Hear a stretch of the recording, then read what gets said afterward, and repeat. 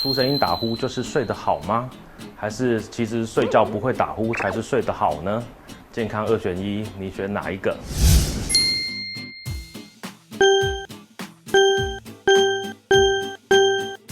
答案是，其实睡觉不会打呼的人才是睡得比较好。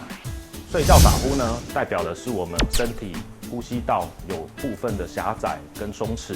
所以我们睡觉的时候会气流通过狭窄松弛的呼吸道，肌肉与黏膜的震动而产生呼声。这表示你打呼的时候是代表着你的呼吸道是有着松弛以及狭窄的问题。有些人晚上打呼太大声，甚至大声到会突然中断，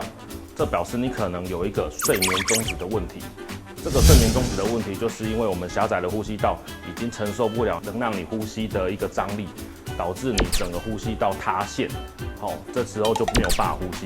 没有办法呼吸呢，你的身体就会处于一个紧张的状态。紧张的状态就表示，犹如我们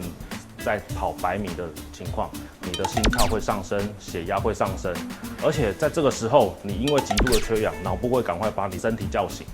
这时候呢，你的睡眠就会中断，整个晚上如此的中断又清醒，中断又清醒的话，会让你的整个身体与大脑都没有得到充分的休息。所以你睡觉打呼越来越大声的病人呢，要注意，其实你的睡眠品质是非常差的，而且睡眠品质很差，会有很多后续的问题，包括你有可能会有一些心血管的问题。打鼾已经有研究证实说，如果你有打鼾的声音越来越大声，打鼾的声音越大，表示你血管的内皮容易受伤的危险风险会越大，甚至以后容易会造成中风的问题也会慢慢的上升哦。你的枕边人睡觉太大，打呼声音太大声，请记得来看医生。